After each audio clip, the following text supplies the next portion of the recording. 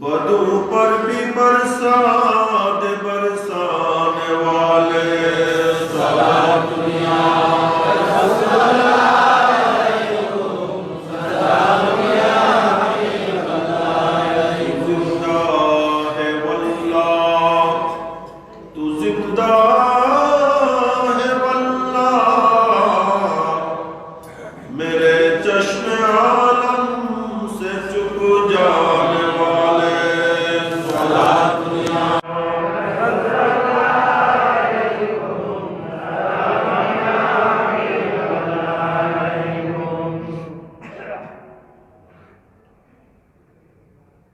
بسم اللہ الرحمن الرحیم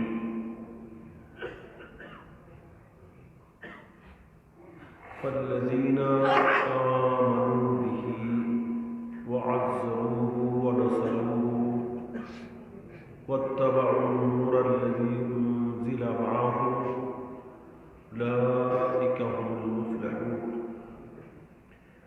آمنت بالله صدق الله مولانا العلي العظيم وصدق رسوله النبي الحبيب المكين الأمين ونحن على ذلك لمن الشاهدين والشاكرين والمطمئنين والحمد لله رب العالمين مولاي صل وسلم دائما أبدا على حبيبك خير الخلق كلهم يا أكرم الخلق ما لي من ألوذ به سواك عند حلول الحادث الأمامي غوث اعظم بمن بے سرو ساما مدد قبلہ دی مدد کعبہ ما مدد یا جناب غوث اعظم دستگیر کیجئے امداد یا پیران پیر معین الدین حسن عالم پناہ بسوئے ماں غریبہ ایک نگاہ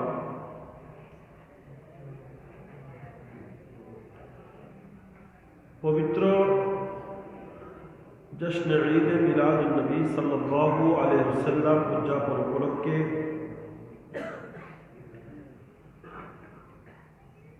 باٹیاری مقبول علی چودھری جامع مسجد আশিকানে মুস্তাফা সাল্লাল্লাহু আলাইহি ওয়াসাল্লাম তরুণ পরিষদ নব উদয় সংঘ এদের আয়োজনে এলাকাবাসীর সার্বিক সহযোগিতায় প্রতি বছরের ন্যায় বছরও আয়োজিত 2 দিন ব্যাপী আজিমুশান নুরানি মাহফিলে উপস্থিত সম্মানিত হযরতে উলামায়ে কেরাম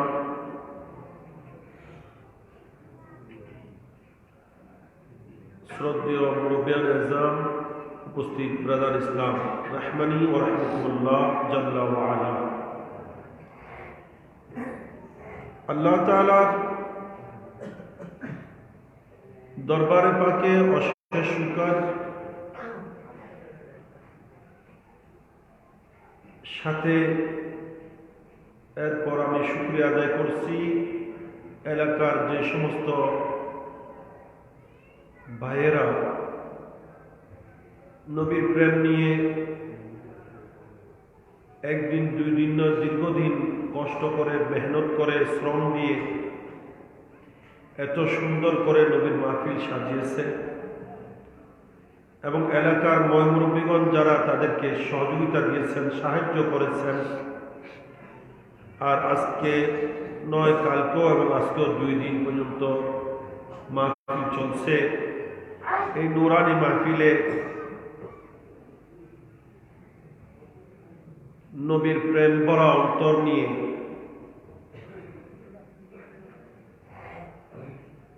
নবীর আগমনে খুশি প্রকাশার্থে এই মাহফিলে যোগদান করেছেন এবং এতক্ষণ পর্যন্ত একের পর এক উপযুক্ত উলামায়ে কেরামের জবানে কুরআন ও হাদিসের আলোকে বিভিন্ন বিষয়ের গুরুত্বপূর্ণ বিষয়ের আলোচনা শুনেছেন। বিশেষত আজকের মাহফিলের যিনি প্রধান বক্তা সিপাতলি গৌসিয়া মরিনিয়া বহুমুখী কামিল মাদ্রাসার সুযোগ্য প্রধান মুফাসসির, বিশিষ্ট আলেম দ্বীন, উস্তাদুল উলামা হযরতুল হাজ আল্লামা গাজী শফিউল আলম নিজামী সাহেব মাদ্দাজিল্লুল আলী, এবং এতক্ষণ পর্যন্ত যিনি গুরুত্বপূর্ণ তকরীর আপনাদের সামনে পেশ করলেন,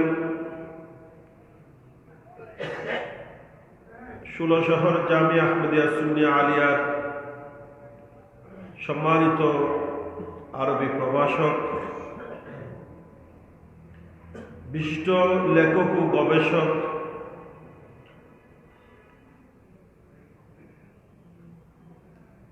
উস্তাদুল উলামা হযরতুল হাজ আল্লামা জনাবে মৌলানা হাফেজ আনিসুজ্জামান আল কাদরি সাহেব মাদ্দাজিল্লুল আলী। গুরুত্বপূর্ণ তকরীর আপনারা শুনেছেন। মঞ্চে আজকে মাহফিলের সম্মানিত সভাপতি এবং আরো উপযুক্ত ওলামায়ে কেরাম আমার দুই দিকে তশরিফ ফরমা আছেন। আমি সকলের শুকরিয়া আদায় করছি। আল্লাহ পাক উলামায়ে কেরামের হাজিরের উসিলায় যেন আমাদের হাজিরকে কবুল করেন। যা বয়ান হয়েছে এই বয়ানের উপর যেন আল্লাহ আমাদেরকে আমল করার তৌফিক দান করেন। ব্রাদার ইসলাম, আমি হামদ ও সালাতের পর পবিত্র সূরাতুল আরাফের 157 নম্বর আয়াতের শেষের অংশ, এটা পুরো আয়াত নয়, আয়াতের শেষ অংশ আমি তেলাওয়াত করেছি। আয়াতের শুরুর অংশের মধ্যে আল্লাহ আমার নবীর শান ও মানের আলোচনা করেছেন, আমার নবীর তারিফ ও প্রশংসা করেছেন, আমার নবীর গুণকীর্তন যে তওরাতে আগেকার আসমানি কিতাবসমূহের মধ্যে লিপিবদ্ধ ছিল সেই কথা বর্ণনা দিয়েছেন। এমনি তো পুরা কোরআনে আমার নবীর তারিফ, আমার নবীর প্রশংসা, আমার নবীর গুণগান আল্লাহ পবিত্র কোরআনের জায়গা বজায় করেছেন, রেখেছেন। যে কারণেই তো মা আয়েশা সিদ্দিকা রাদিয়াল্লাহু তাআলা আনহা বলেছিলেন কানা খুলুকুহুল কোরআন। সুবহানাল্লাহ। যে সাহাবায়ে কেরাম, এই কথাটি আমি একটু আগে ওখানে বয়ান করেছি, তো ওখানে তো লম্বা আলোচনা করছি, এত লম্বা আলোচনা এখানে করব না, সংক্ষেপ কথা। সাহাবায়ে কেরাম নবীর মা আয়েশা সিদ্দিকা রাদিয়াল্লাহু তাআলা আনহার দরবারে গিয়েছিলেন, ওনার দ্বারস্থ হয়েছিলেন যে আম্মা জান, আমরা তো নবীকে বাহিরে দেখেছি, ঘরের ভিতর দেখি নাই, হুজরা শরীফের ভিতর দেখি নাই, আমাদেরকে একটু নবীর সম্পর্কে আপনাদের জবানে বলুন, যেগুলো আপনারা দেখেছেন। আমাদের আম্মা জান কত বড় জ্ঞানী, ইনি একটি বাক্যের মধ্যে আমার নবীর পুরা জিন্দেগি, পুরা চরিত্র সবকিছু টেনে দিয়েছেন। সুবহানাল্লাহ। ইনি বলছেন, তোমাদের যদি নবীর চরিত্র জানতে মনে চায়, নবী সম্পর্কে অবগত হতে ইচ্ছা হয়, তাহলে আমার থেকে জিজ্ঞাসা করার প্রয়োজন হবে না, এবং আল্লাহর নবীর অন্য কোনো বিবির কাছেও যেতে হবে না। তোমাদের যদি নবী সম্পর্কে জানতে মনে চায়, কোরআনটা খোলো।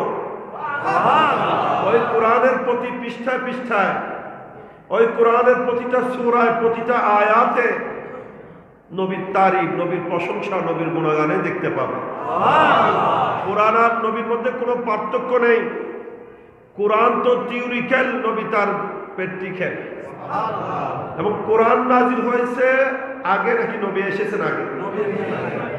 নবীর পরিপূর্ণ চরিত্রের বর্ণনা কোরআনের মাধ্যমে দেওয়া হচ্ছে। এই কারণে আল্লাহ বলছেন, ইন্নাকা লাআলা খুলুকিন আযীম, হে আমার প্রিয় মাহবুব, আপনি মহান চরিত্রের উপর প্রতিষ্ঠিত। নবীর খুলুকের তারিফ, চরিত্রের তারিফ কে করছেন? আল্লাহ। চরিত্রকে ভালো বলেন নাই, উত্তম বলেন নাই, মহান বলছেন। যে খুলুকিন আজিম, আল্লাহর কুদরতের জবানে আজিম বলা এটা মামুলি কথা নয়। কে বলছেন যে আজিম?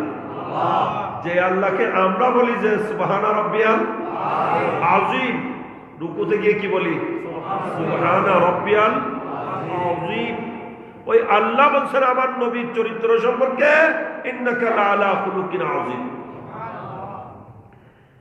সেই প্রিয় নবীর মহান চরিত্র, যে চরিত্রের তারিফ আল্লাহ করছেন, সে নবীর চরিত্রে কোনো ত্রুটি থাকতে পারে না, আদর্শে কোনো ত্রুটি থাকতে পারে, চলার মধ্যে কোনো ত্রুটি থাকতে পারে, ও নবীর মধ্যে কোনো মানবীয় দুর্বলতা থাকতে পারে।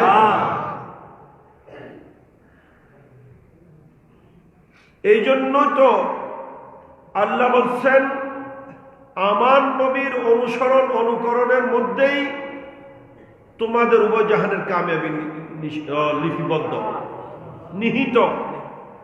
আমার নবীর অনুসরণ অনুকরণ করার মধ্যেই বান্দা তুমি আমার প্রিয় ভাজন হওয়ার উপায় হবে। আল্লাহ তাআলা বলছেন কুল ইন কুনতুম তুহিব্বুনাল্লাহ ফাত্তাবিউনি ইউহিব্বুকুমুল্লাহ। তোমরা আমার নবীর ইত্তেবা করো, এটা আমি আল্লাহকে যে তুমি মহব্বত করো সেটারও পরিচয়, আবার তুমি বান্দা আমার প্রিয় হওয়ারও উপায়। তো যার অনুসরণে আল্লাহর প্রিয় ভাজন হওয়া যায়, ওনার মধ্যে কোনো দোষ থাকতে পারে, ত্রুটি থাকতে পারে? তাই যারা মনে করে নবী দোষে গুণে মানুষ, তারা কি হক না টক? কি বলেন? হ্যাঁ, তারা কি হক না টক? আমার নবীকে যারা দোষে গুণে মানুষ বলে, রক্ত মাংসে গড়া, দোষে গুণে ভরা, বড় করে বলুন না নাউজুবিল্লাহ। এরা কি বাতিল? এরা বাতিল না হক।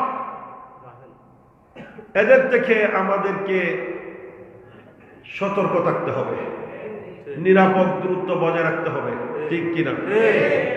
আমি কথাগুলা প্রায় সময় বলি, মানুষের 10 টাকা ক্ষতির আশঙ্কা হলে সেই দিকে মানুষ যায় না। একটা মোবাইলকে মানুষ কত হেফাজত করে, যত দামি বিষয় তত বেশি হেফাজত। তো সবচেয়ে দামি ইমানদারের কাছে ইমান, ইমানের চেয়ে বেশি দামি কিছু আছে? তাহলে ইমানের হেফাজত কত বেশি করতে হবে? সবচেয়ে বেশি। যেহেতু ইমান সবচেয়ে দামি, ইমানের হেফাজত করতে হবে সবচেয়ে বেশি, ঠিক কিনা? তো আল্লাহ বলছেন নবীর ইত্তেবা করার জন্য, তবে এর আগে আল্লাহ তাআলা 3টা কন্ডিশন লাগিয়েছেন। কয়টা? নবীর ইত্তেবার আগে কয়টা কন্ডিশন? 3টার পরে তারপরে নবীর ইত্তেবার কথা আসছে। প্রথমে আল্লাহ তাআলা বলছেন ফাল্লাযীনা আমানু বিহি, যারা আমার নবীর উপর ঈমান এনেছে। যারা আমার নবীর উপর প্রথমে ঈমান আনতে হবে। ঈমান না এনে অনুসরণ করলে কোনো লাভ নাই। প্রথমে কি লাগবে? তবে এখানে আমানু বিহি, হির মর্যা জমির, এটার সর্বনাম, এটার ইঙ্গিত, এটার মর্যা হচ্ছে নবী, কারণ আগাগোড়া নবীর আলোচনায় হয়ে আসতেছে। তো নবীর ঈমানের কথা বলা হয়েছে, আল্লাহর ঈমানের কথা নাই, বলা হয়নি। কেন? আমি কোরআন বলছি যে আমি কোনো অন্য কারো উক্তি বলছি না, এটা কালাম কার? আল্লাহ বলছেন যারা আমার নবীর উপর ঈমান এনেছে, ফাল্লাযীনা আমানু বিহি। তো নবীর উপর ঈমান শুধু নবীর উপর কেন বলা হয়েছে? যেহেতু নবীর উপর ঈমান আনলে এটা আল্লাহর ঈমান হয়ে যায়। যারা নবীকে মানে তারা আল্লাহকেও মানে। এটা কার দাবি? আল্লাহর দাবি। যারা নবীকে মানে তারা আল্লাহকে মানে। কারণ আপনি যখন মুহাম্মাদুর রাসূলুল্লাহ সাল্লাল্লাহু আলাইহি ওয়াসাল্লাম বললেন, তখন সেখানে আল্লাহও আছে না? আছে মুহাম্মাদুর রাসূলুল্লাহ, ওখানে আল্লাহ আছে না নাই? তাই নবীকে যারা আল্লাহর রাসূল মানলো তারা আল্লাহকেও মানলো।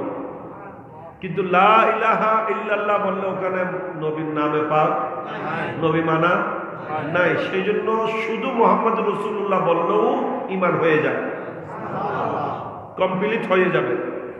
এই জন্য ইমামে গাজালি আলাইহির রহমান যুগে ইস্তেফতা এসেছিল, ফতোয়া তলব করা হয়েছিল যে কোন মানুষ এই মুহূর্তে পৌঁছেছে যে তার পুরা কলমা পড়ার সময় নাই, মত হয়ে যাবে।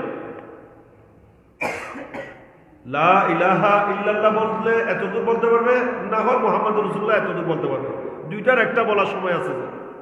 এটা লম্বা ঘটনা, আমি সংক্ষেপে বলছি। যে প্রথমে বলা হয়েছে আশহাদু আল্লা ইলাহা ইল্লাল্লাহ ওয়া আশহাদু আন্না মুহাম্মাদুর রাসূলুল্লাহ বলার সময় নেই, তখন কি করবে? তখন ফতোয়া আসছিল যে লা ইলাহা ইল্লাল্লাহ মুহাম্মাদুর রাসূলুল্লাহ বলবে। এখন ফতোয়া আসলো, আবার আসলো যে লা ইলাহা ইল্লাল্লাহ মুহাম্মাদুর রাসূলুল্লাহ পুরোটা বলার সময় নাই। তখন ওই বান্দা কি পরে দুনিয়া থেকে যাবে? বলে যে তখন শুধু মুহাম্মাদুর রাসূলুল্লাহ বলবে। কারণ মুহাম্মাদুর রাসূলুল্লাহ বললে এখানে নবী মানও আছে, আল্লাহ মানও আছে। দুইটার একসাথে মানা হয়ে যায়, এইটাই ঈমানকে কমপ্লিট করে দেয়। কিন্তু লা ইলাহা ইল্লাল্লাহ বলল, নবীকে মানলো কিনা এটা কষ্ট থেকে যাবে। কারণ লা ইলাহা ইল্লাল্লাহ তো ইহুদিও বলে, লা ইলাহা ইল্লাল্লাহ তো নাসারাও বলে, অন্যান্য ধর্মাবলম্বীরাও লা ইলাহা ইল্লাল্লাহ মানে। আপত্তি তো মুহাম্মদুর রাসূলুল্লাহকে নিয়ে। তাই যে মুহাম্মদুর রাসূলুল্লাহ মেনে নিল সে আল্লাহকে মেনে নিল। যেমনি ভাবে নবীর ইতাআত আল্লাহর ইতাআত, মাইয়ুতিউর রাসূলা ফাকাত আতা আল্লাহ, তেমনি ভাবে আমার নবীর উপর ঈমান, এটা আল্লাহর উপরে ঈমান হয়ে যায়। কারণ নবীকে আল্লাহ রাসূল মানলো, তো আল্লাহ রাসূল মানলে তো আল্লাহকেও মানলো। বড় করে সুবহানাল্লাহ। এরপরে আল্লাহ বলছেন ওয়া'আজ্জারুহু, আমার নবীর তাজির করলো। তাজির মানে অন্তর থেকে এবং বাহ্যিক ভাবে উভয় ক্ষেত্রে নবীকে সম্মান করা। কি করা? তাজিম ও তাওকীর। এই আয়াতে যেমনি বলা হয়েছে কথা, সূরা ফাতহার মধ্যে বলা হচ্ছে ইন্না আরসালনাকা শাহিদাও ওয়া মুবাশশিরাও ওয়া নাযীরা লিতুমিনু বিল্লাহি ওয়া রাসূলিহি ওয়া তুআজ্জিরুহু ওয়া তুআক্কিরুহু ওয়া তুসাব্বিহুহু বুকরাতাও ওয়া আসিলা। সেখানেও বলা হচ্ছে ঈমান আনার পর নবীর তাজিমের কথা। বরকত তাহলে ঈমানের পর দ্বিতীয় নম্বরে কি জিনিস? নবীর তাজিম, নবীর সম্মানের কথা। ওই নবীর তাজিম ও সম্মান, এটা ঈমানের পরের দ্বিতীয় নম্বরেই যেটাই লাগবে সেটা হচ্ছে নবীর তাজিম। কার ঘোষণা? আল্লাহ। কার ঘোষণা? আল্লাহ। আর এখন যদি বলা হয় নবীর তাজিম শিরক, এটা কি কোরআনের পক্ষে হলো না বিপক্ষে হলো? জি, কোরআনের পক্ষে হলো না বিপক্ষে হলো? এই জন্য তো সরকারে আলা হযরত, যিনি চতুর্দশ শতাব্দীর মহান সফল মুজাদ্দিদ, উনি এই জন্যই বলছেন শিরক ঠহরে জিসমে তাজিমে হুজুর উস বুরে মজহব পে লানত কিজিয়ে। ইনি বলছেন যেই মজহব, যেই আকীদা বলে নবীকে তাজিম করলে শিরিক হয়, ইনি বলছেন ওই মজহবটা ভালো মজহব নয়, উস বুরে মজহব। বুরে মানে মন্দ, খারাপ। ওই মন্দ মজহবের উপর লানত করো। কি করো? এটার উপর রহমত নয়, এটার উপর কি? এটা লাল হইতে ইবে কি লাল হইতে মজহব। ওটা কোন মজহব? লাল হইতে মজহব। এই জন্য আলা হযরত বলছেন নজদি মরতে हैं क्यों ताजीमों की, नजदी मरते हैं क्यों ताजीमों की, ये हमारा दीन था फिर तुझको क्या। आला हज़रत বলছেন নজদি, ওয়াহাবি, দেওবন্দি, মওদুদি, তবলিগি, খারেজি, রাফেজি কওমি সবাই মরতেছে, জলে পুরো ছাই হয়ে যাচ্ছে, কেন নবীর তাজিম করা হচ্ছে? আরে নবীর তাজিম করা তো এটা আমাদের দিন, তোমাদের কি সমস্যা? তোমাদের সাথে দ্বীনের কোনো সম্পর্ক নাই, তোমরা দূর হও। নবীর তাজিম এটাই হচ্ছে আমাদের দ্বীন। এটা হচ্ছে কোরআন, এটা হচ্ছে সুন্নাহ। বড় বড় সুবহানাল্লাহ। আল্লাহ বলছেন ঈমান আনার পরে দ্বিতীয় নম্বরে কি? নবীর তাজিম, সম্মান। ওয়াতওয়াজিরুহু, এই জন্য সাহাবায়ে কেরাম প্রিয় নবীকে সম্মান করতেন কিনা? মাঝে মাঝে না সর্ব অবস্থায়? সর্ব অবস্থায় প্রিয় নবীর তাজিম ও সম্মান, এহতেরাম সাহাবায়ে কেরামের মধ্যে ছিল। কেমনে ছিল, কিরকম ছিল? যদি মনে চায় বুখারী শরীফ খুলে দেখুন। এমনি তো বুখারী শরীফ বলে, বুখারী শরীফের এই হাদিসগুলো চোখে দেখে না।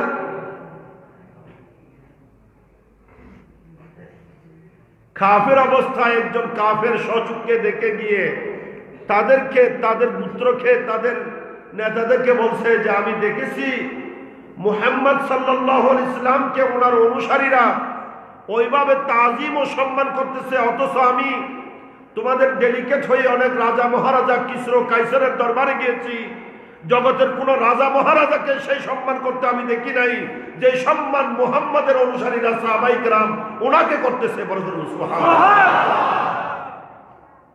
এটা একজন কাফেরের জবানের স্বীকারোক্তি। উনি বলছেন আমি দেখেছি নবী যখন তুতু মুবারক নিক্ষেপ করেন, হাত মুবারক ফেলেন, এগুলা মাটিতে পড়তে দেয় না, তারা হাত পেতে দেয়। আর যার নসিবে, যার তকদিরে জুটেছে, যার হাতে পড়েছে, সে তাড়াতাড়ি এটা মুখের মধ্যে মালিশ করে, বুকের মধ্যে মালিশ করে। আমি দেখছি ওনার অজুর পানি যখন অজু করেন, পুরা অজুর এক ফোঁটা পানি জমিনে পড়তে দেয় না। সাহাবায়ে কেরাম হাত পেতে রাখে। এগুলা তারা বিলি বন্টন করে, নিজেদের মধ্যে প্রতিযোগিতামূলক ভাবে এগুলা গ্রহণ করে। এমনকি যে পেয়েছে সে তো পেয়েছে, যে পায় না সে তার ভিজা হাতের সাথে নিজের শুকনো হাত বিছিয়ে লাগিয়ে সেটাকে মুখে মালিশ করেন, মুখে মালিশ করেন।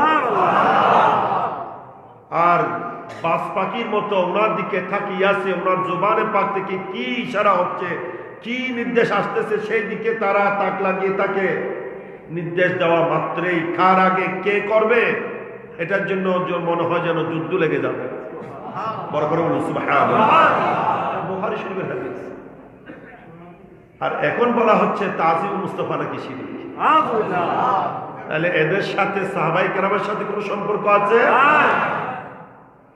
আল্লাহ তাআলা বলছেন যাদের অন্তরে আমার নবীর তাজিম ও সম্মান আছে তাদের অন্তরে তাকওয়া আছে।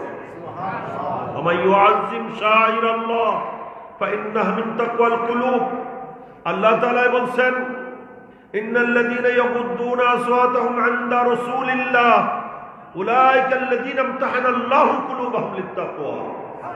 আল্লাহ বলেন যারা আমার নবীর দরবারে সাহাবায়ে কেরাম আদব রক্ষার্থে, তাজিম ও সম্মানার্থে নিজের আওয়াজকে ছোট করে নেয়, বড় আওয়াজে কথা বলে না, আমি আল্লাহ জগৎকে জানিয়ে দিচ্ছি তারা ওই সমস্ত বান্দা যাদের কলব কোলাকে আমি আল্লাহ তাকওয়া দেওয়ার জন্য নির্বাচিত করেছি। সুবহানাল্লাহ।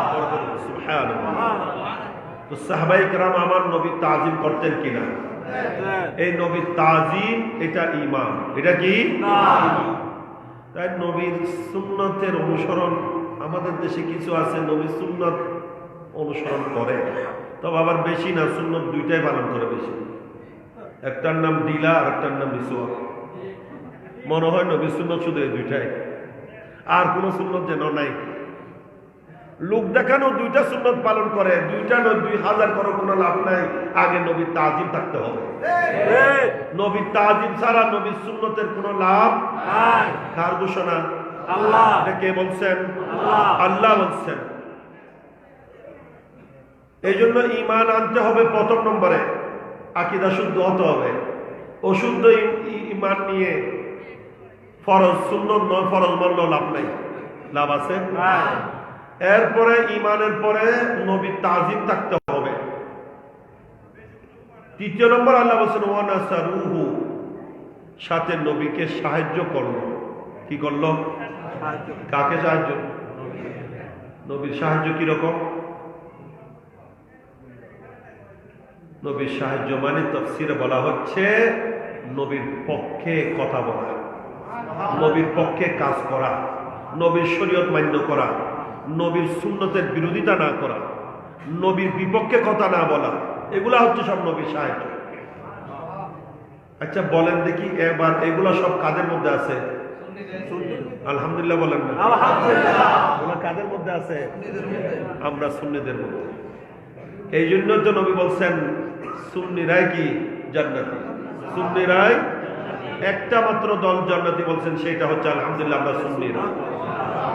কেননা আমরা হচ্ছে নবীর পক্ষে। আমরা কার পক্ষে? আমরা নবীর, নবীর আর জান্নাত নবীর, সেই জন্য জান্নাত আমাদের।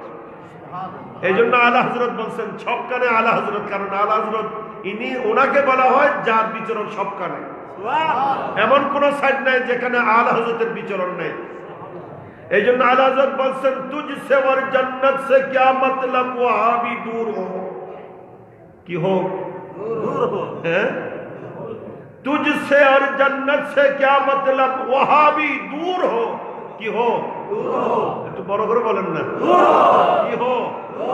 আরে তোমার ডিলাগুলো মিসওয়াক এগুলা দূর করো, এগুলা দিয়ে কোনো কাজ হবে না, কারণ তোমার তো প্রথমে ঈমান শুদ্ধ নাই, তোমার মধ্যে নবীর তাজিম নাই, তুমি নবীর পক্ষে নয়, তুমি নবীর বিপক্ষে, তোমার সাথে জান্নাতের কোনো সম্পর্ক নাই। তুঝসে और जन्नत से क्या मतलब वहां भी दूर हो, हम रसूलुल्लाह के और जन्नत रसूलुल्लाह की।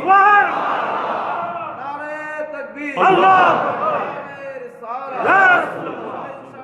मदीना जिंदाबाद, पवित्र जश्न जुलूस ईद मिलाद नबी जिंदाबाद। আমরা রাসূলুল্লাহ, আমরা নবীর পক্ষে, আর জান্নাত কার? আমার নবী। সুতরাং জান্নাতে আমরাই যাব। তোমাদের সাথে জান্নাতের কিসের সম্পর্ক? তোমাদের সাথে জান্নাতের কিসের সম্পর্ক? তোমাদের জননী যিনি,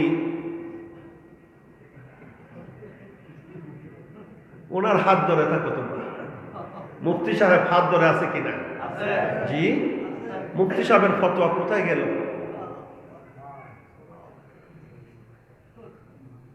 বড় মুফতি না? হ্যাঁ, আমাদের এখানে অনেক হুজুর আছে, ওনাকে বড় জানে, বড় পীর জানে, বড় বুজুর্গ মনে করে।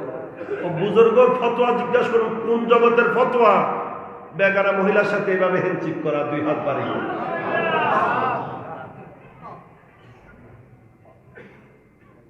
আমি কি মিথ্যা বলছি? মিডিয়ায়, ফেসবুকে, পেপার পত্রিকায় আপনারা দেখেন নাই কি সুন্দর করে হাত ধরে আছে? সামান্য সনদের মান দিয়েছে মাত্র, চাকরি দেয় নাই এখনো, মান দিছে যে। হ্যাঁ, এটার জন্য লক্ষ লক্ষ টাকা খরচ করে, ডেকোরেশন করে, প্যান্ডেল করে, শুকরানা মাহফিল করা, এটা জায়েজ আছে। আর যে নবী চেয়ে বড় কোনো নিয়ামত নাই, সেই নবীর আগমনে খুশি উদযাপন করলে, আল্লাহ শুকরিয়া আদায় করলে, এটা বেদাত হয়ে যায়। কেমন ফতোয়া এগুলা? কি নবীর পক্ষে না বিপক্ষে? নাস্তিক বলেছে যে জুবানে, সেই জুবানে আবার রাবিয়া মসরি বলছে। গদি থেকে নামানোর জন্য গিয়েছিল একবার ঢাকায়, এখন আবার গদিতে বসানোর জন্য গিয়েছে ঢাকায়, ঠিক কিনা?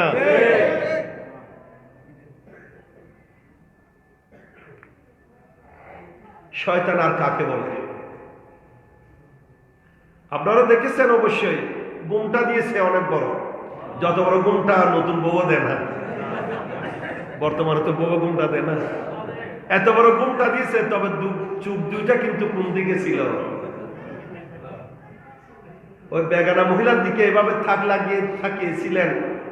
তখন ফতোয়া কোথায় গেছিল? এটা কি হারাম নয়? কি জায়েজ না? না হারাম?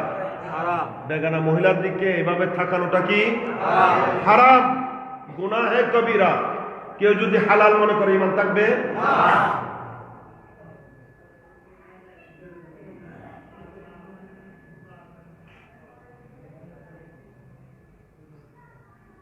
সাহায্য সাহায্যই বাঁদর বলে বুড়ো হইল গাছ পায়। ইয়েন আরেকবার প্রমাণ করে দিল জগতের কাছে যে আয় বোড়া দ্বীপ রোদে আসে আর শুধু একটা ভিতর টিকে সাহায্য করে খেয়াল কথা বললাম। লাহাউলা ওয়ালা কুওয়াতা ইল্লা বিল্লাহ। শরম লাগে নাই? হায়া শরম নাই? প্রত্যেকে থাকবে। নবী তো বলছেন আল হায়াউ শুবাতুম মিনাল ঈমান।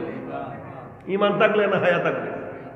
একবারের জন্য চিন্তা করে না, হ্যাঁ এটা তো মিডিয়াতে চলে আসতেছে, দেশের কোটি কোটি মানুষ দেখবে, আমাকে কি বলবে, আমি এই কাজ করতেছি।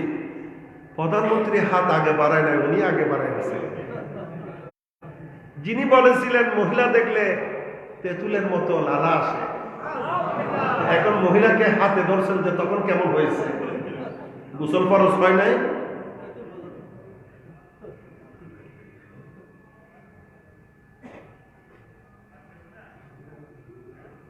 এরপরেও যদি তাদেরকে ভালো লাগে, হ্যাঁ, একবার নিজের বিবেককে চিন্তা করেন, বিবেককে প্রশ্ন করেন, কাদের পিছনে ছুটছি আমরা? তারা আমাদেরকে কোথায় নিয়ে যাচ্ছে? ঠিক কিনা?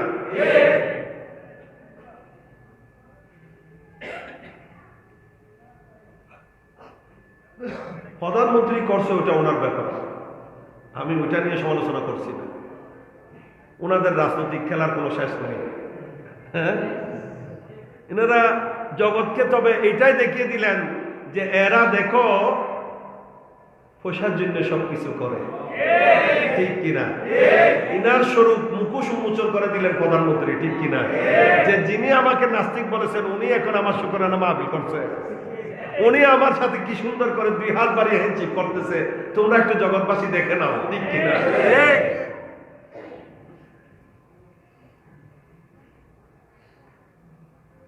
আমি মনে করি এইটা জগতের ইমানদারদেরকে আল্লাহ পাক সুবহানাহু ওয়া তাআলা সতর্ক করার জন্য, বোঝার জন্য একটা ব্যবস্থা করেছেন, যাতে জগতের ইমানদার সাদাসিধা মুমিনরা যাতে সতর্ক হতে পারে, বুঝতে পারে এরা যে ভণ্ড, ঠিক কিনা? এত কিছুর পরও যদি কেউ তাদের পক্ষে থাকে, আমাদের বলার কিছু নেই। নসিবে যদি জাহান্নাম থাকে, কারো কিছু করার নাই, ঠিক কিনা?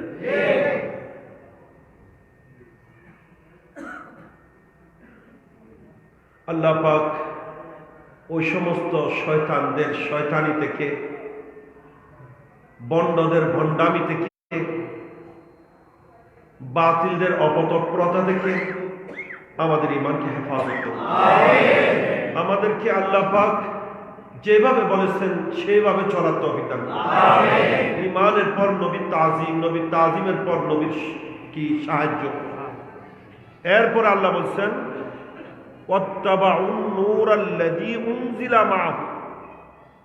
আল্লাহ বলছেন এই তিনটা জিনিস আগে লাগবে, এরপর আমার নবীর সাথে আমি যে নূর নাজিল করেছি।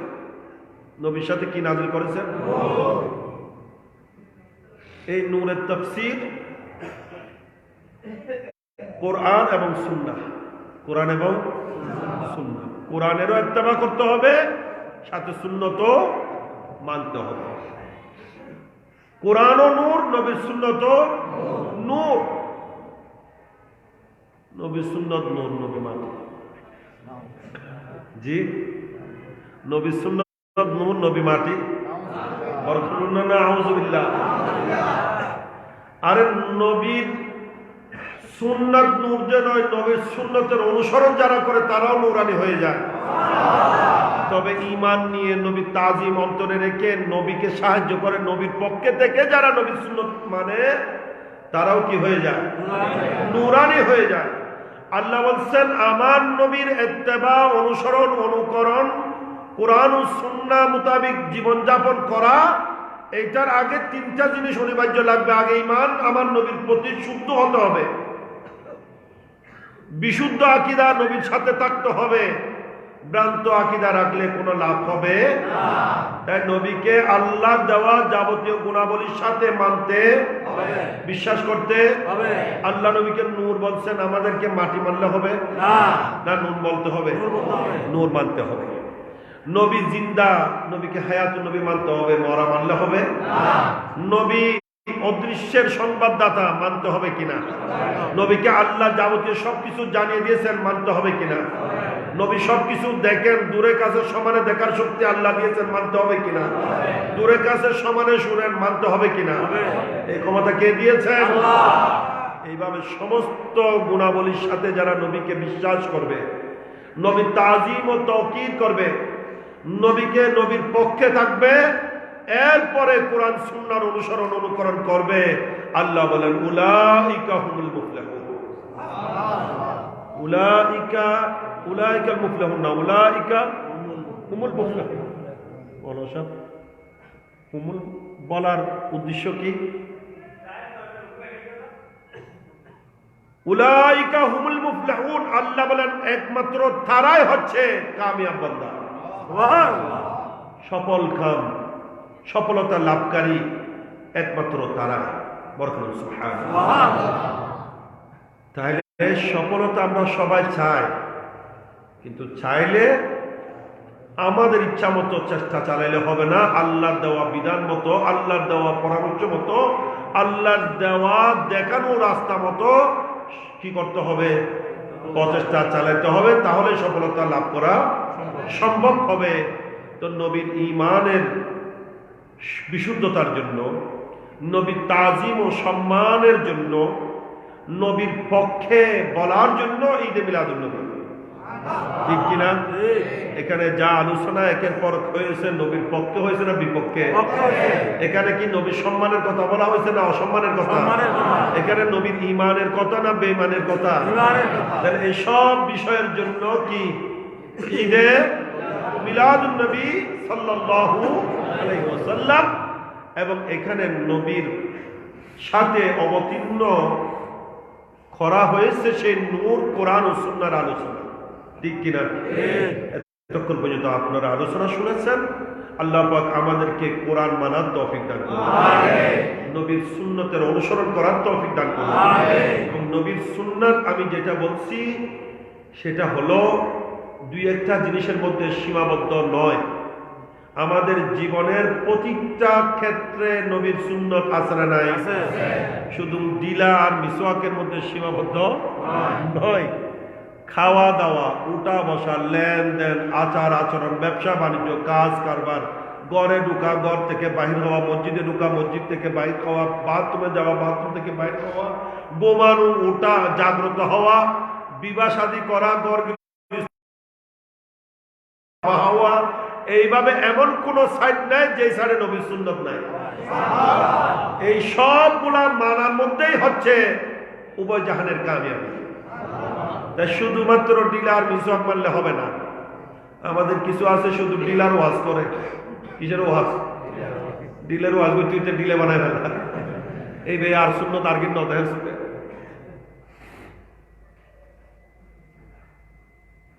তো ডিলে করানো হতা আছে। মক্কা শরীফ, মদিনা শরীফ গিয়ে যায় ডিলে করতে পারবো না? ওখানে বাথরুমে ডিলে করা যাবে?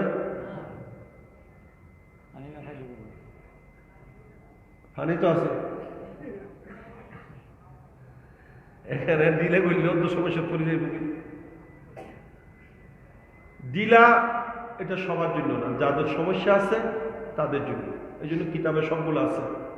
আর আপনি ডিলা করলেন, ডিলা করলে কুলুবও করতে হবে।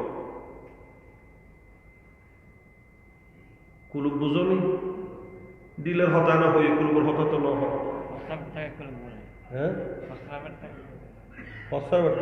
পায়খান থাকে।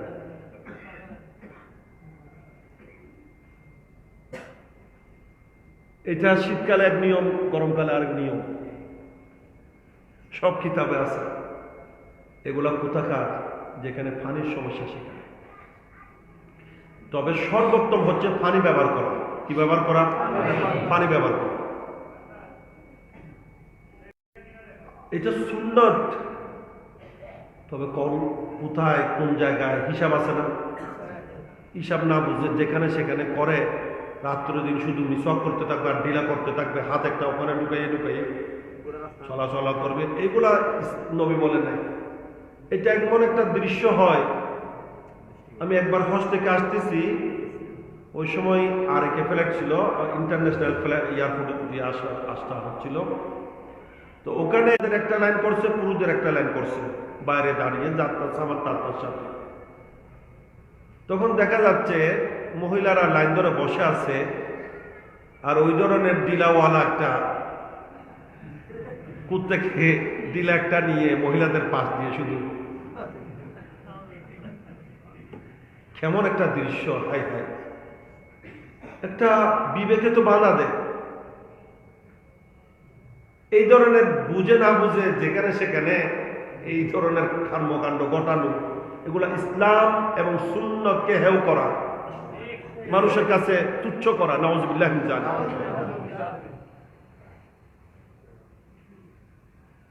আল্লাহর পেয়ারা নবী 63 বছর পর্যন্ত হায়াতে তৈয়বা, যেখানে জীবনে একজন মানুষের জীবনে যত রকমের অবস্থা হতে পারে প্রত্যেকটা অবস্থা রয়েছে। প্রত্যেকটা অবস্থা নবী নিজের মধ্যে এগুলাকে নবী গ্রহণ করেছেন। আমার নবী একজন অভাবগ্রস্ত লোক, ইনার জন্য আদর্শ, আবার একজন রাষ্ট্রপ্রধানের জন্য আদর্শ। প্রত্যেকটা সাইড আমার নবীর জীবনে আছে। একজন ব্যবসায়ী হিসেবে আমার নবীর জীবনে আছে, একজন চাকরিজীবী হিসেবে আছে। আছে না নাই? সবকিছু আছে। এই প্রত্যেকটা কিছুকে আমার নবী নিজের জীবনে বাস্তবায়ন করেছেন, আর সেই নবীর মোতাবেক করার নাম হচ্ছে সুন্নাহ। এবং এই নবীর অনুসরণে যখন করা হবে তখন আমাদের জীবনের প্রত্যেকটা কিছু ইবাদতে পরিণত হবে। আমরা জুতা পরছি, এটা ইবাদত নয়। আমরা জুতা খুলছি, এটা ইবাদত নয়। কিন্তু এটা নবীর সুন্নাত মোতাবেক যখন হবে তখন এটা ইবাদত। আমরা জামা গায়ে দিচ্ছি, এটা ইবাদত নয়। জামা খুলতেছি, এটা ইবাদত নয়। কিন্তু এটাকে যখন নবীর সুন্নাতের পদ্ধতি মোতাবেক হবে তখন এটাও ইবাদত। আমরা ঘুমাতে যাচ্ছি, ঘুম থেকে উঠতেছি, এটা ইবাদত নয়। কিন্তু এটা যখন নবীর সুন্নাত মোতাবেক হবে তখন আমার ঘুমানোটাও ইবাদত, ঘুম থেকে ওঠাও ইবাদত। আমরা পানাহার করছি, এটা নবীর সুন্নাত মোতাবেক যখন হবে তখন পুরো পানাহার করাটা ইবাদতে পরিণত হবে। আর এটার মধ্যে আমাদের কাজ। আমরা ঘরে ঢোকার সময় বিসমিল্লাহ বলে ঢুকবো। কি বলে? বিসমিল্লাহ। যখন বিসমিল্লাহ বলে ঘরে ঢুকবেন তখন ওই ঘরে শয়তান ঢুকতে পারে না। সুবহানাল্লাহ। হাদিসে পাকে আল্লাহ নবী বলছেন, যখন বিসমিল্লাহ ছাড়া কোনো মানুষ ঘরে ঢুকে তখন শয়তান তার অনুসারীদেরকে বলে, এসে যাও, লানাল মুবিত, রাত যাপন করার সুযোগ তো হয়ে গেল। কি করার? রাত যাপন করার তো সুযোগ এসে গেল। তার মানে ইনি যখন বিসমিল্লাহ না বলে ঘরে ঢুকেছেন, আমাদের জন্য ঘর উন্মুক্ত। ইনার সাথে আমরাও থাকবো আজকে। বরকত বলুন নাউজুবিল্লাহ। আর যখন বিসমিল্লাহ বলা ছাড়া খাবার খায়, বলে যে লানাল মুবিত ওয়াল আকাল, খানাও থাকারও ব্যবস্থা হয়ে গেল, খাবারও মিলে গেল। এই জন্য নবী বলছেন, বিসমিল্লাহ বলে ঢুকো, বিসমিল্লাহ বলে খাবার শুরু করো, তাহলে শয়তান বিতাড়িত হবে। শয়তান কি হবে? বিতাড়িত হবে। আর ঘরে প্রবেশের সময় সালাম দাও। এটা নবীর সুন্নাত না শুধু, এটা কোরআনেরও নির্দেশ, কোরআনের আয়াত। এটা ঘরে ঢোকার সময় সালাম দিবা। এই নিয়মটা কি আমাদের মধ্যে আদৌ আছে? নাই। কয়জনের মধ্যে আছে? ঘরে ঢোকার সময় কি দিবেন? নিজের বউকে সালাম দিলে অসুবিধা আছে? হ্যাঁ, অসুবিধা নয়, এটা সুন্নাত। এটা কি সুন্নাত? সালাম দেন, ঘরে শান্তি হবে, উন্নতি হবে, বরকত হবে। অশান্তি ঘর থেকে পলায়ন করবে, দুর্বৃত্ত হবে। যাক, এইভাবে আলোচনা করলে লম্বা হয়ে যাবে। আমি আমার কথা দীর্ঘায়িত করছি না, এখানে শেষ করতে যাচ্ছি। আল্লাহ পাক সুবহানাহু ওয়া তাআলা আমাদেরকে জীবনের প্রতিটা স্তরে, স্থানে, ক্ষেত্রে, মুহূর্তে পেয়ারা নবীর অনুসরণ ও অনুকরণ করার তৌফিক দান করুন। তবে এর আগে নবীর সাথে ঈমান শুদ্ধ করার, নবীর পক্ষে থাকার, নবীকে তাজিম করার তৌফিক দান করুন।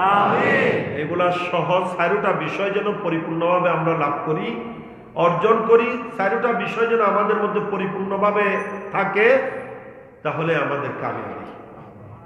রব্বুল আলামিন একদিন, 2 দিন পর্যন্ত এই আজম শান নুরানি ঈদে মিলাদুন নবীর মাহফিল আপনাদের কেমন লাগলো? জি, 2 দিন পর্যন্ত মাহফিল হলো, উপযুক্ত উলামায়ে কেরাম বয়ান করলেন। আপনাদের ভালো লাগলো? ভালো লাগলে আগামীতেও হলে ভালো হবে না খারাপ হবে? আগামী তো আরো সুন্দর আয়োজন হোক, এটা সবাই চান কিনা? দেখি একটু হাত তুলে দেখেন। আল্লাহ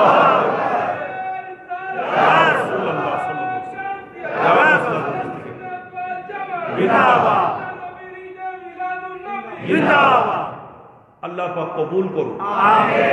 তো যখন চান অবশ্যই সহযোগিতা করতে হবে, তবে আল্লাহ এবং আল্লাহ রসুলের প্রেম মহব্বত নিয়ে সাহায্য করবে, আল্লাহ রসুলের প্রেমে দিবেন। এইটাই কাল হাসরের মাঠে কাজে আসবে, এইটাই জীবনের সম্বল হিসেবে পরকালে পাতে হিসেবে কাজ দেবে, ঠিক কিনা? যা খেয়ে যাচ্ছেন এগুলো তো ওখানে চলে যাচ্ছে, হ্যাঁ, আর যেগুলা রেখে যাবেন এগুলো আরেকজনের হবে, আপনার হবে না। যেগুলা মসজিদের জন্য দিচ্ছেন, মাহফিলের জন্য দিচ্ছেন, নবীর প্রেমে ব্যয় করছেন, এগুলাই আপনার হবে, ঠিক কিনা? আল্লাহ পাক বুঝার তৌফিক দান করুন। যে হায়াতটুকু এখানে ব্যয় করলেন নবীর প্রেমে, ঠিক কিনা? কোরআন হাদিসের বয়ান শোনার মাধ্যমে, নবীর দরুদ ও সালামের মাধ্যমে, সুবহানাল্লাহ আলহামদুলিল্লাহ আল্লাহু আকবার বলার মধ্যে দিয়ে এর চেয়ে দামি হায়াত আর নেই। আপনার আমার জীবনের সবচেয়ে দামি সময় হচ্ছে এটা, ঠিক কিনা? বসেছি তো বসেছি মসজিদে, কোথায়? মসজিদের চেয়ে শ্রেষ্ঠ কোনো জায়গা আছে? এই মসজিদে বসে কোরআন হাদিসের বয়ান শোনা, নবীর দরুদ সালাম পড়া, আল্লাহ জিকির করা,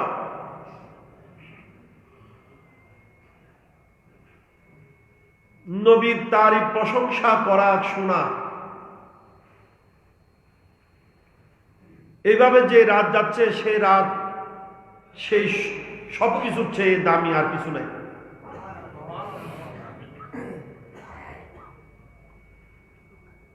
রব্বুল আলামিন আখিরাতে এটাই যেন আমাদের সম্বল হিসেবে, পাতেও হিসেবে কবুল করে, নাজাতের ওসিলা হিসেবে কবুল করে।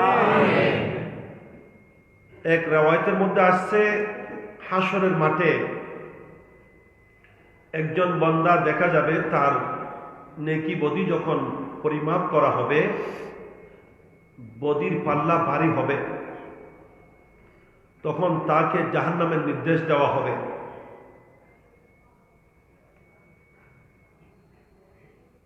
ওই বান্দাকে যখন জাহান্নামে নিয়ে যাওয়া হবে, তখন সেই বান্দা পেয়ারা নবীর দিকে তাকাইতে থাকবে, বারবার লক্ষ্য করবে যে নবী আমার দিকে খেয়াল করছেন কিনা, নবীর একটু সুদৃষ্টি আমার দিকে হচ্ছে কিনা। বরকত আল্লাহ রসুলকে আহ্বান করতে থাকবে, কারণ হাসরের মাঠে সাহারা দেনেওয়ালা আমাদের নবী। সাহারা দেনেওয়ালাকে ওখানে আল্লাহ সাহারা দেবেন না, কারণ আল্লাহ বলছেন হাসরের মাঠে আমি রহমান ও রহিম হিসেবে পরিচয় দেব না। কোরআনে রয়েছে, আল্লাহ বলছেন লিমানিল মুলকুল ইয়াউম লিল্লাহিল ওয়াহিদিল কাহ্হার। আল্লাহ বলছেন আজকে আমি কাহ্হার হয়ে আসছি, সেই কারণে হাসরের মাঠে কেউ আল্লাহর সাহারা পাবে না। হাসরের মাঠে একমাত্র সাহারা দিবেন আমাদের নবী। সুবহানাল্লাহ। কোন শায়ের খুব সুন্দর করে বলছেন, খুদা হাফিজ খুদা নাসির से ही, खुदा हाफिज खुदा नासिर से ही, लेकिन ये माशर है। আল্লাহ দয়ালু, মেহেরবান, হাফিজ, নাসির সবকিছু ঠিক, কিন্তু এটা তো হাসরের মাঠ। এখানে আল্লাহ বলেন আমি হাফিজ, নাসির, রহিম, রহমান, আন্নানু, মান্নান, দয়ালু, সুবহান, এগুলা নয় আজকে আমার পরিচয়। আমি কাহ্হার। আমি কি? কাহ্হার। সেই জন্য বলছে কোন শায়ের নবীর দরবারে আশেক বলছেন, খুদা হাফিজ खुदा नासिर सही, लेकिन ये माशर है, यहाँ तो आप ही देंगे सहारा या रसूल अल्लाह। यहाँ तो आप ही देंगे सहारा या रसूल अल्लाह। ना या रसूल अल्लाह বলার অভ্যাস এখান থেকে করে যান, তাহলে হাসরের মাঠে সহজে বলতে পারবে। আর এখানে শিরিক করে যারা থাকবে, ওখানে শিরিক করবে, মুখ দিয়ে বাহির হবে না। ইয়া রাসূলুল্লাহ মুখ দিয়ে বাহির হবে না, কামও হবে না, ওখানে গিয়ে সাহায্য চাইলে হবে না, এখান থেকে চেয়ে যেতে হবে। আজ লে উনকি পনা, আজ মদদ মাंग उनसे, फिर न मानेंगे कियामत में अगर मान गया।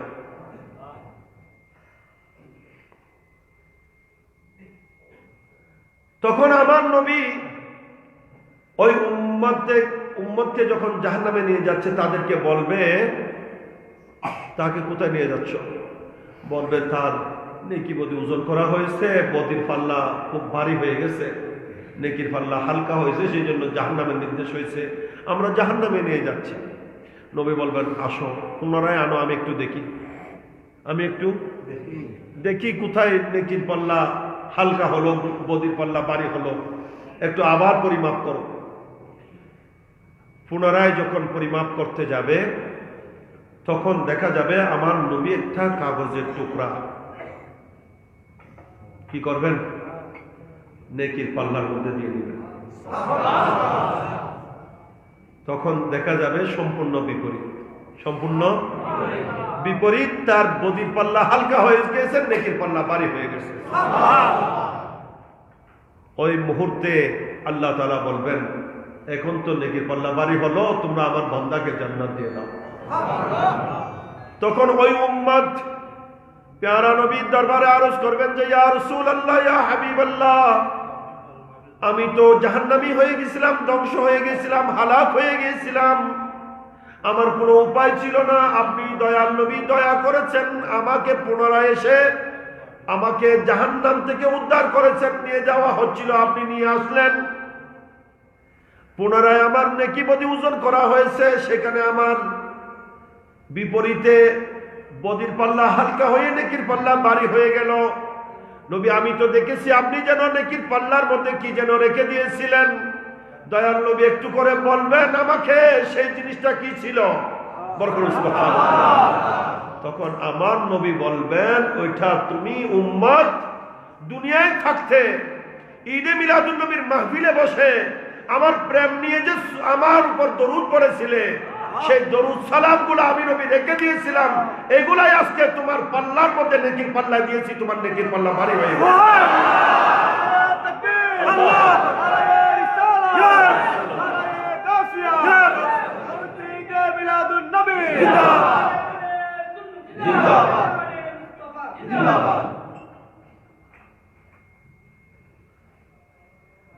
এই দরুদে পাক নবীর দরুদ ও সালাম জাহান্নাম থেকে মুক্তির উপায় হবে, নেকির পাল্লা ভারী হওয়ার কারণ হবে। এই জন্য যত বেশি সম্ভব নবীর উপর দরুদ সালাম পড়বেন। এটা এমন একটি ইবাদত যে ইবাদত কবুল হয়, ফেরত হয় না। যে ইবাদত কবুল হয়, ফেরত হয় না।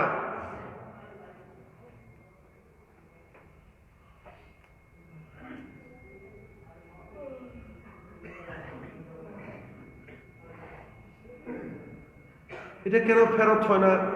কারণ অনেক। তোর মধ্যে আমি শুধু দুইটা কারণ বলবো। একটা হচ্ছে এটা এমন একটি কাজ যে কাজ খুব আল্লাহ করেন। কে করেন?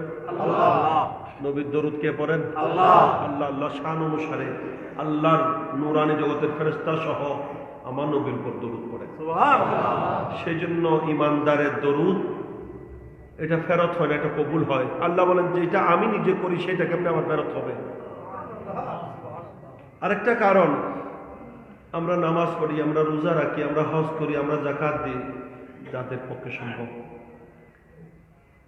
কিন্তু দরুদের বেলায় আমরা ডাইরেক্ট দরুদ আমরা পড়ি না। আমরা বলি যে আল্লাহুম্মা সাল্লি আলা। আল্লাহ দরুদ আপনি পড়েন, আল্লাহ আমাদেরকে বলছেন সাল্লু আলাই, আর আমরা বলি আল্লাহুম্মা সাল্লি আলা। আমরা বলি সাল্লাল্লাহু, হ্যাঁ, আল্লাহকে পড়তে বলি যে আল্লাহ আপনার হাবিব, আপনার প্যারা নবী, ইনি যে শান ও মান আজমতের অধিকারী, যার উপর আপনি খুদা নিজেই দরুদ পড়েন, আপনার অগণিত ফেরেশতারা, নূরানি জগতের ফেরেশতারা দরুদ পড়ে। আমি গুনাহগার, আমি পাপী, আমি দোষী, আমি অদম, ওই নবীর উপর আমি দরুদ পড়লে এটা আপনার নবী শায়রে শান হবে না। আল্লাহ দয়া করে আপনি আপনার হাবিবের উপর দরুদ পড়েন।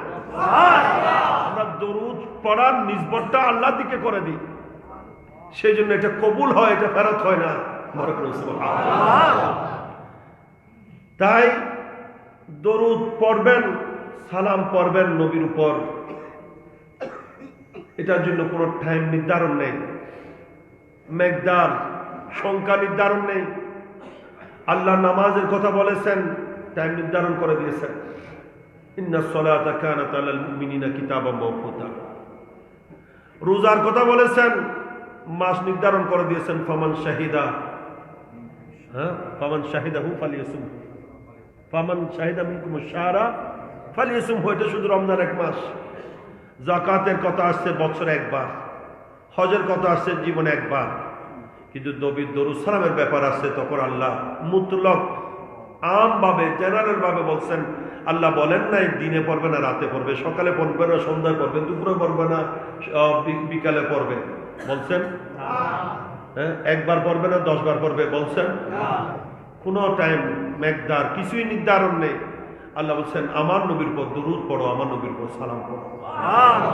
আল্লাহ কয়বার পড়বো? আল্লাহ বলেন যত পারো, যত পারো তত পড়ো। আমার হাবিবের দরুদ সালামের জন্য কোনো টাইম নির্ধারণ নেই, কোনো সময় নির্ধারণ নেই, সংখ্যা নির্ধারণ নেই। তুমি বান্দা যত পারো আমার নবীর উপর দরুদ ও সালাম পড়তে থাকো, তোমার তাকদীর চমকাতে থাকো। সেই জন্য সাহাবী রাসূল নবীর দরবারে আরজ করেছিলেন, ইয়া রাসূলুল্লাহ, আল্লাহ তো আপনার উপর দরুদ সালাম পড়তে বলছে, আমি কয়বার পড়বো? নবী বলেন তোমার ইচ্ছা।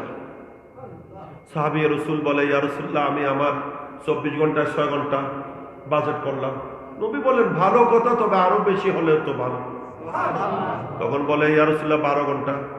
আল্লাহ নবী বলেন ভালো, তবে আরো বেশি হলে আরো ভালো। তখন উনি বলেন, ইয়া রাসূলুল্লাহ 18 ঘন্টা। 24 ঘন্টায় কয় ঘন্টা? 4 ভাগের 3 ভাগ আমি আপনার দরুদ সালামের জন্য বাজেট করেছি। নবী বলেন ভালো কথা, যদি আরো বেশি পড়ো তো আরো ভালো।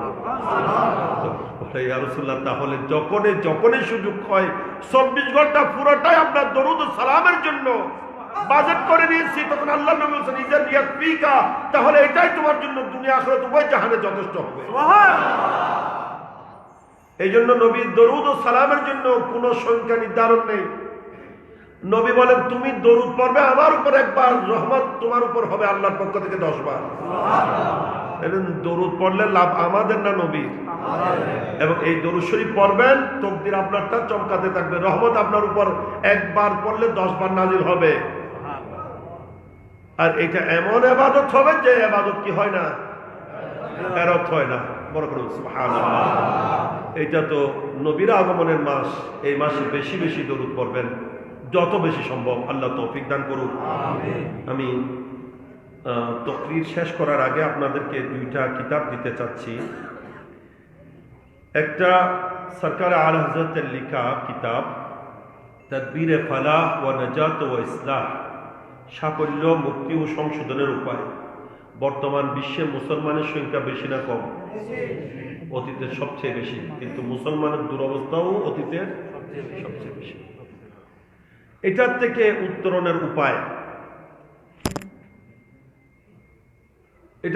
উত্তরণের উপায়, চতুর্দশ শতাব্দীর মহান সফল মুজাদ্দিদ,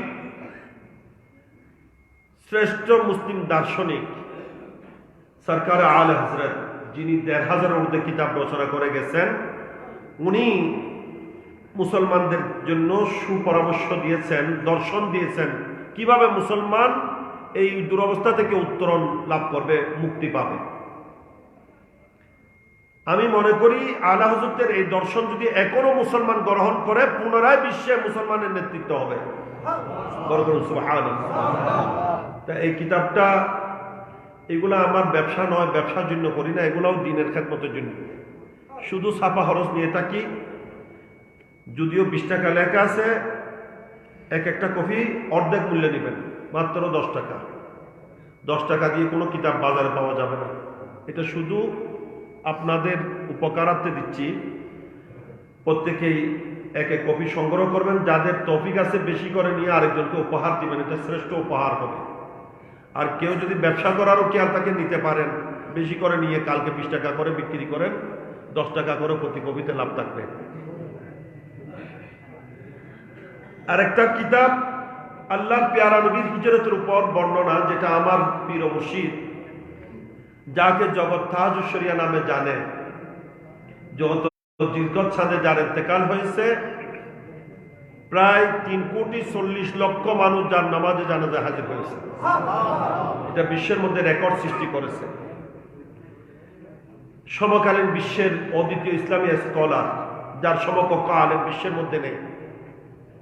তো ওনার অসংখ্য কিতাবের মধ্যে একটা কিতাব আমি কদম বাংলা করেছি, নবীর হিজরতের উপর অত্যন্ত গুরুত্বপূর্ণ কিতাব, জ্ঞান গর্ব লিখা। এটা পড়লে বুঝতে পারবেন, আমার নবীর সম্মান সম্পর্কে অবগত হবেন। নবীর বিভিন্ন মুজিজার কথা রয়েছে এবং সাহাবায়ে কেরাম কত কষ্টের মধ্যে হিজরত করতে বাধ্য হয়েছিলেন এই সম্পর্কে জানতে পারবেন। হিজরত সম্পর্কে জানা প্রত্যেকটা মুসলমানের একান্ত প্রয়োজন। এটা তো প্রচ্ছদ এত সুন্দর হয়েছে, শুধু প্রচ্ছদেও দেখলেও 20 টাকা দিতে মন চাইবে। সুবহানাল্লাহ। একটা কপি 20 টাকা, আর দুটোটা নিলে মাত্র 30 টাকা। দুইটা কিতাব কয় টাকা? 30 টাকা দিয়ে দুইটা কিতাব। এটা অনেক বড় কথা। এমনি কত টাকা কত দিকে চলে যায়, কিন্তু এই টাকা খরচ করলে এটাও পরকালে সম্ভব।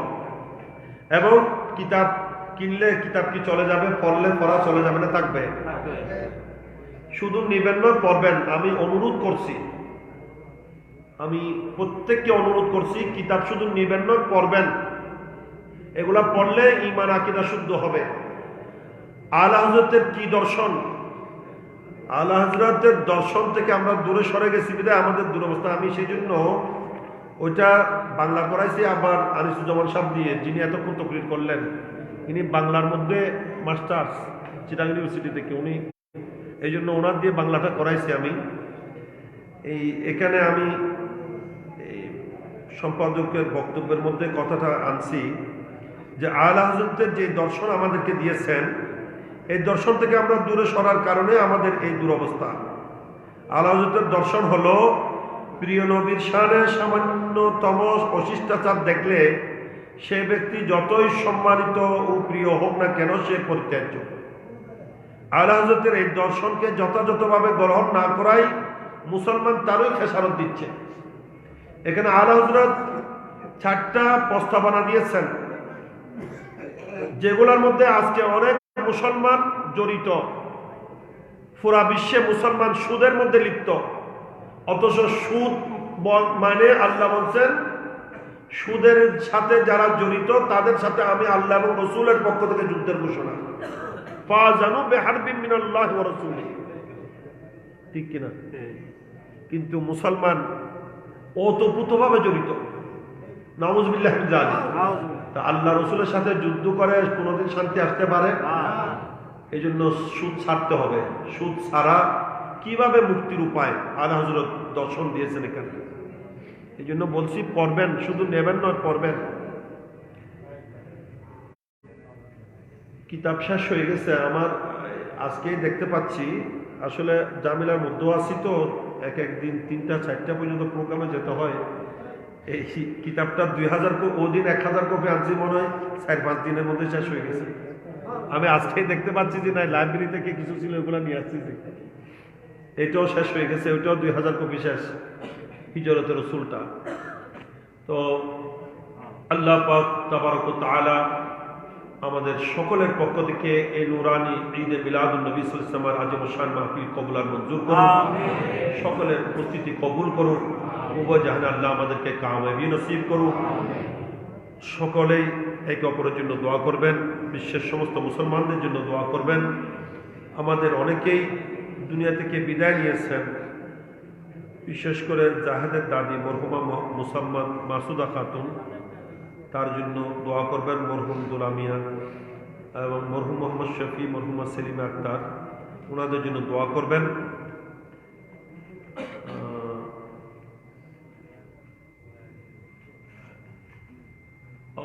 মাহফিলের নিয়মিত সদস্য, এখানে একটি কথা বলার প্রয়োজন আছে।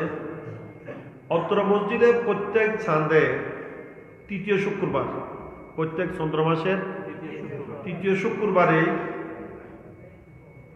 খতম জিকির মিলাদ ও দোয়ার মাহফিল অত্যন্ত জাঁকজমকভাবে সুন্দরভাবে অনুষ্ঠিত হয়ে থাকে বাদ মাগরিব থেকে। আমি এলাকাবাসী, বিশেষ করে সংগঠনের সকল সদস্যদেরকে দৃষ্টি আকর্ষণ করছি, এটাকে গুরুত্ব দিবেন। এটা অনেক বড় নিয়ামত, এটা অনেক বড় নিয়ামত। খতমে খা গৌসিয়া আলিয়া শরীফ, খতমে খা জাগানে চিশতিয়া শরীফ, লুরি শরীফ, মিলাদ কিয়াম, দুরূদ সালাম, জিকির আজকার ইত্যাদি তো হয়, এবং প্রত্যেক চাঁদের আলোকে কিছু গুরুত্বপূর্ণ বয়ানও হয়ে থাকে। আমি অদম আলহামদুলিল্লাহ দেশে থাকলে তো হাজির হয়ে থাকি। আর অত্র মসজিদের যিনি আজকে মাহফিলের সভাপতি, অত্র মসজিদের যিনি ইমাম ও খতিব সাহেব, উনি নিজেই থেকে খতম পরিচালনা করেন এবং অত্যন্ত সুন্দরভাবে। এরকম নয় যে উনি পরে চলে যান, কেউ পড়তে পারলো না পড়তে পারলো এদিকে খেয়াল করেন, এরকম নয়।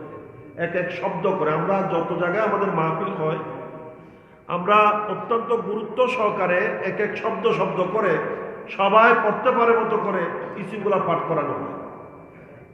তো এটা অত্যন্ত গুরুত্বপূর্ণ, দুনিয়া আখিরাতের কামিয়াবি লাভের জন্য, উন্নতি তরক্কি লাভের জন্য, বিপদ আপদ থেকে রক্ষার জন্য বড় একটা সুফল। আমি অনুরোধ করব, অবহেলা না করে প্রত্যেকেই এই মাহফিলে নিয়মিত হাজির থাকবেন, গুরুত্ব সহকারে উপস্থিত হবেন এবং এই নিয়ামত,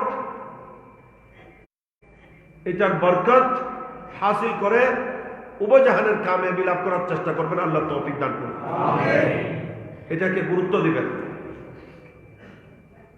তো আমাদের এই মাহফিলের নিয়মিত সদস্য মোহাম্মদ রফিক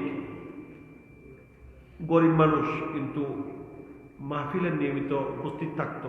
এইখানে মাহফিল নয়, অন্যান্য মাহফিলও আশেপাশে এখানে আমি দেখছি, হুসেন শাহ মসজিদ হোক, তুফর আলী সালাম জামে মসজিদ হোক, এই বাটিয়ারি মীর মসজিদ হোক, কোনো মাহফিল পিছ যেত না, নিয়মিত মাহফিলে হাজির থাকতো। কিন্তু জটিল রোগ আক্রান্ত, দোয়া করবেন। হ্যাঁ আসছে না, দোয়া করবেন এবং গরিব মানুষ চিকিৎসার জন্য আপনাদের সম্ভব হলে সাধ্য মোতাবেক সাহায্য করবেন। আল্লাহ তৌফিক দান করুন। আল্লাহ পাক তার হকের মধ্যে আমাদের সকলের দোয়া কবুল করুক। রব্বুল আলামিন তাকে পরিপূর্ণ সুস্থতা, শিফায়ে আজেলা কামেলা নসিব করুন। আমাদের ফুকন চৌধুরীর বাঘিনী গত কয়েকদিন আগে মারা গেছে। তাও জটিল রোগে আক্রান্ত ছিল, ইন্ডিয়াতেই ইন্তেকাল করেছে। কি নাম দেয়? মানহা। তার বয়সও অল্প, ছোট বাচ্চা। তার জন্য দোয়া করবেন, তার মা বাবার জন্য দোয়া করবেন।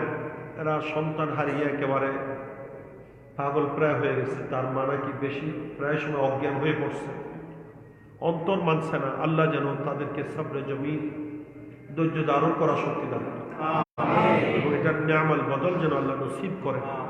রব্বুল আলামিন তাদের মধ্যে শান্তি প্রশান্তি যেন নসিব করে দেন। আল্লাহ পাক আমাদের সবাইকে যেন যাবতীয় আপদ বলা থেকে হেফাজত করেন। আমিন। ওয়া আখির দাওয়ানা আলহামদুলিল্লাহি রাব্বিল আলামিন। আসসালামু আলাইকুম ওয়া রাহমাতুল্লাহি ওয়া বারাকাতুহু।